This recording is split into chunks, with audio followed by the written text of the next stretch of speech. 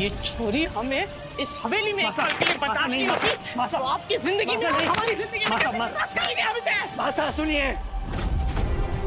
हम आपके गुस्से को समझ रहे हैं, लेकिन आपको भी हमारी एक बात समझनी होगी।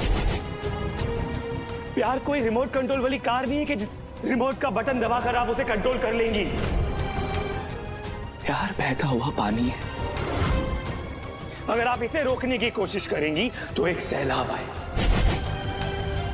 वो सैलाब जो रिश्तों को ले डूबेगा।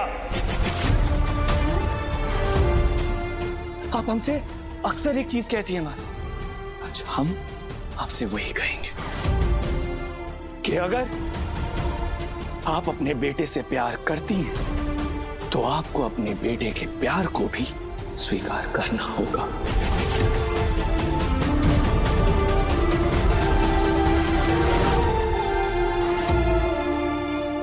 प्यार करते हैं इसलिए तो रोक रहे हैं, वरना छोड़ देते खुला, जो हो रहा है होने देते। और बचपन से लेके आज तक आपके बिना मांगे हमने आपकी हर इच्छा को पूरा किया है। आपने जो भी फैसले लिए हैं हमने स्वीकार किए हैं, लेकिन आज आप जो हमसे मांग रहे हैं ना, वो हमें मंजूर नहीं है। हम एक माँ हैं और हम अपनी आंखों के सामने अपने बेटे को जहर पीता नहीं देख सकते। वो छोरी ना आपके लिए सही है और ना इस खानदान के लिए सही है। मासा, मासा, मासा प्लीज हमारी बात सुनिए मासा।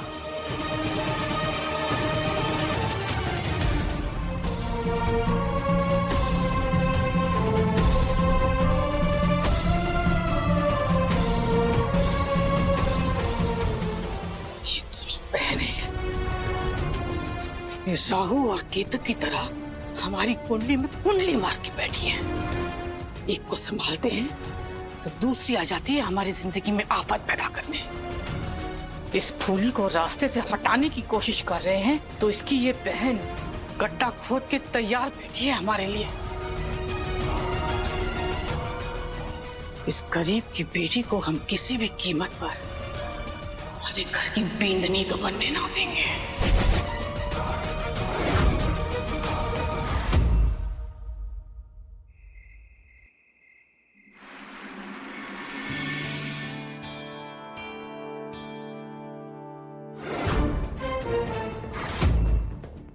ये क्या किया आपने फूली बेननी?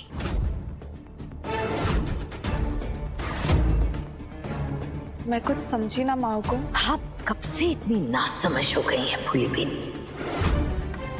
कल आपको हमने कितना समझाया कि पंडित जी ने कहा है कि जब तक जाप पूरा ना हो जाए तब तक गगन बन्ना के साथ आपको पति पत्नी वाला रिश्ता नहीं रखना है, पर फिर भी आपने रखा। आज तो आपने अपनी मांग भी भरवा ली। फूली पर हम खामखा गुस्सा हो बैठे थे, उसने तो सिर्फ माँ हुकुम के आदेश का पालन करना चाहा। लेकिन माँ हुकुम, सिंदूर लगाना तो एक सुहागन का अधिकार होता है, और आज तो माताजी महाराज का दिन है। इस दिन सिंदूर लगाना तो मंगल होता है ना, तो ये अशुभ कैसे हुआ? आप समझ क्यों नहीं रही है फूली बेननी? आप हमारी बात को इतने हल्के में कैसे ले सकती हैं? हो सकता है कोई अनहोनी हो जाए, हो सकता है कि इंसान गगन बना हो ही ना।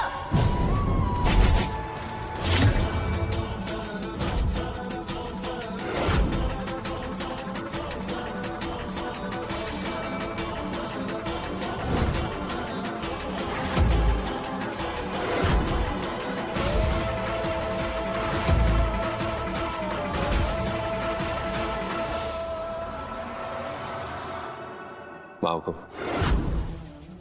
दिल की बात जुबान पे लाने में काफी वक्त लगा दिया आपने। हम तो तभी समझ गए थे जब आपने हमारा ब्लड टेस्ट करवाया, जब आपने फूली को हमारे कमरे में हमारे साथ रहने नहीं दिया, और अब हमसे सिंदूर लगाने का हक भी छीन लिया, क्योंकि आपको लगता है कि हम नहीं हैं, हम आपके गगन नहीं हैं। आप हम पे शक करिए हम आपको। ये शक की लकीरें भी आपने ही खींची हैं। आपकी हरकतें ही ऐसी हैं कि ना चाहते हुए भी हमें ये करना पड़ रहा है। और अब तो ये शक यकीन में बदलता दिख रहा है।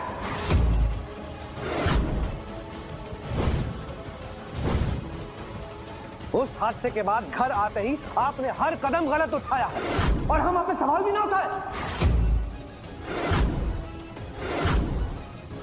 आते ही आप अपने कमरे का रास्ता भूल गए। बना आपने चेक पे साइन नहीं किया और आपने ब्लड टेस्ट की सारी शीशियां भी तोड़ दी। और आज तो आपने ऑफिस में सारी हदें पार कर दी। आपने हमारे रोके हुए ऑर्डर को हमसे पूछे बिना ही पास कर दिया।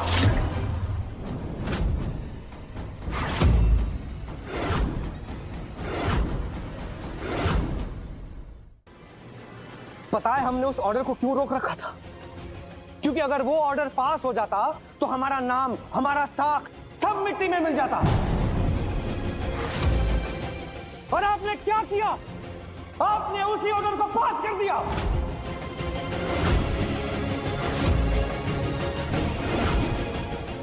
आपको हमारी इज्जत का थोड़ा सा भी ख्याल नहीं। जब तक हम जानते अगर हमारे गगन होते तो ऐसा कभी नहीं करते। हमारे मान, इज्जत और नाम पे वो कभी आंच नहीं आने देते। पर आपने ऐसा नहीं किया। आपने अपने फायदे के लिए उस ऑर्डर को पास कर दिया। कौन सी फाइल? किस ऑर्डर की बात? ये फाइल देखिए। इस ऑर्डर में साफ साफ लिखा है कि हमारे पुरखों की जो जमीन थी जिससे सालों पे गरीब किसान बसे हुए थे उसे आपने कंपनी को फैक्ट्री बनाने के लिए बेच दिया है। हमारा गगन ऐसा कभी नहीं करता। हुकुम, हमने ये फाइल पढ़ी तक नहीं, हमने बस जल्दबाजी। हमारा गगन ऐसा फैसला कभी नहीं लेता। नहीं, वो हमारे गगन।